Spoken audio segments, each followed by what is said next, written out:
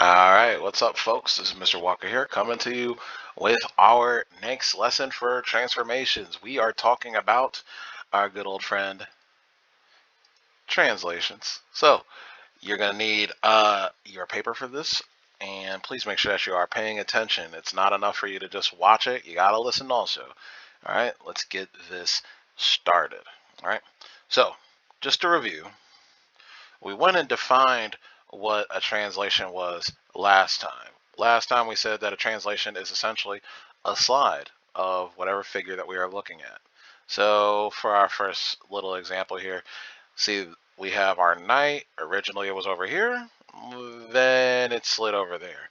Now, things to recall, these are still the same shape. It has just moved. These are still the same size. It just moved. Now, when we go through and do this, these also have to face the same direction. If they're facing different directions, then you know you haven't done the right transformation. So let's get into it. So let's get, where's our definition? All right, translation. So first off, that is a transformation that moves every single point of a figure to the same distance and in the same direction. So every point that's on our figure needs to move same way and in the same direction. Now, if you are moving them in different directions or in different ways, you're not following the transformation. So follow along with us when we're going through and doing our examples. All right, next we got our translation vector. Essentially, that is describing how far and in which direction we are moving. So essentially, the vector, that's our instructions for our translation, okay? Now, our notation for this is going to be as follows. So, if we have a horizontal movement or a vertical movement, it's going to be indicated by the following two things. So, we're going to take our x and y coordinate and either add it, or if it was in vector notation, it would be like this. Now, whatever A and B is, that's telling you which directions you want to move in. Remember, we are moving a point around, and we're going to be doing this with our good old friend, the coordinate plane. So hopefully you remember how this works. We got two axes. We got the x-axis, we got the y-axis.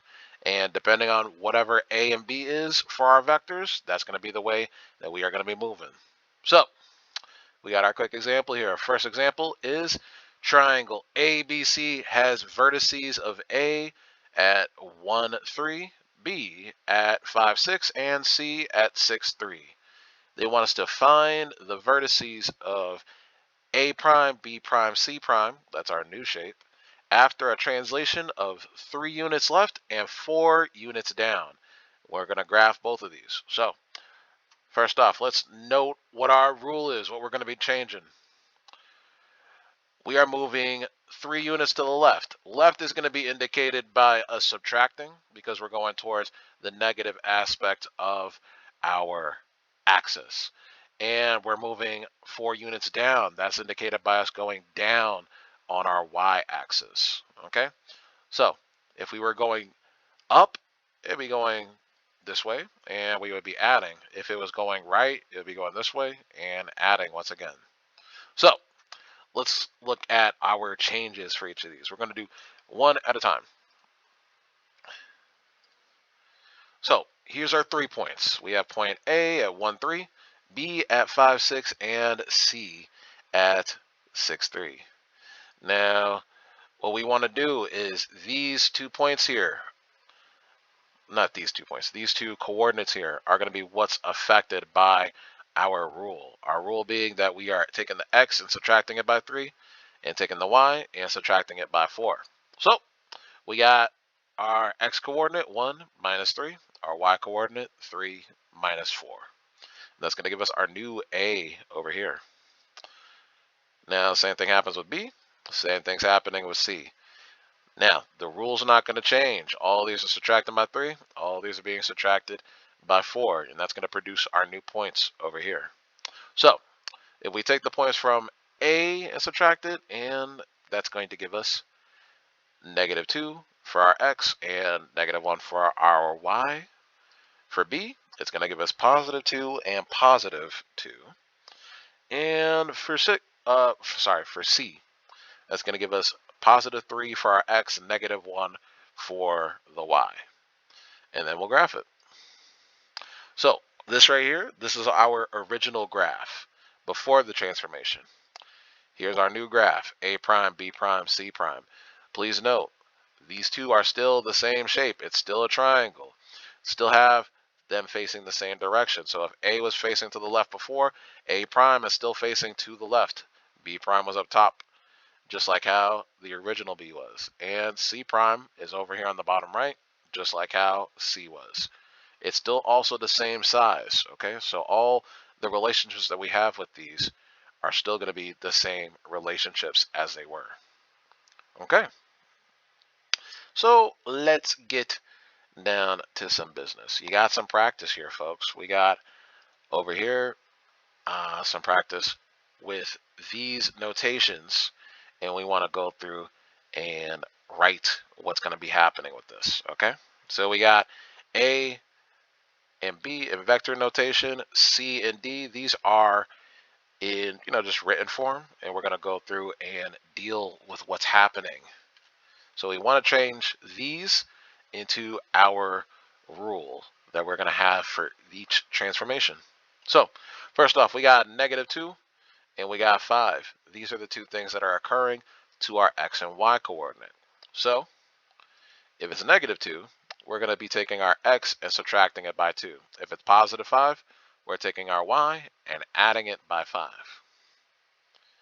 Now, over here, we have something a little different, but still the same. We have to our x coordinate 0, and to our y coordinate a +8. For this means that our x coordinate is going to maintain the same position, but our y coordinate is going to be added to by 8. So essentially what this one over here is saying that we are moving up by 8, but nothing's happening to the x. Now, we got these two down here. Let's go through. Let's give you a couple of these. So if we're moving 4 units to the left and 0 units up, that means that nothing's happening to the y, but something's happening to our x. It's moving to the left. So because it's moving to the left, that's us subtracting by 4. Our y, it just stays y, so nothing happens to it. So next, we got 6 units to the right and 5 down. If we're moving 6 units to the right, that's adding, because we're going to the positive part of the x-axis. And we're moving 5 down, so that's subtracting. So we're going down to the negative part of the y-axis. So we got x plus 6, and then we got y minus 5. And that's what we got right now. Okay? So with that being said, you got these two here, E and F. I'm going to let you guys go through and bust it out. I want the same notation that we had right here, people. So make sure that you maintain that. All right, let me see if there's any examples over here that I just want to go through and give you a brief hint on. Let's look at the next ones. All right, now for these ones, I'm only going to do one of these, and I'm going to let you go through and get the other one, okay? So first off, we have a graph of our triangle, and we are going to be running through the translation that they give us here. So I want you to graph the image, which is what happens after it goes through this transformation. What we have on the graph right here is what we call the pre-image, aka the starting point. So our transformation here says that our x is going to be subtracted by 5, our y is going to stay the same. So what we're doing is we're taking our points P, R, and Q, and we are moving to the left 5 times.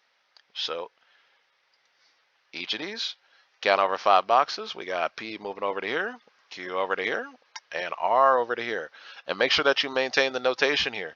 We got Q prime, P prime, and R prime. If you see these apostrophes on your shape, that means that it has gone through some transformation. Now, over here on the bottom, I'm going to let you guys do this on your own. And make sure that you check with our online notes to make sure that you got this. This right here is the image of the triangle after it has gone through a transformation. So this time you're going to have to go and work in the reverse direction. We are going to have this being our transformation, and you have to do the reverse of what's happening. We'll talk about this in more detail if you need any help in class. But folks, I'm going to catch y'all later. Y'all have a good night.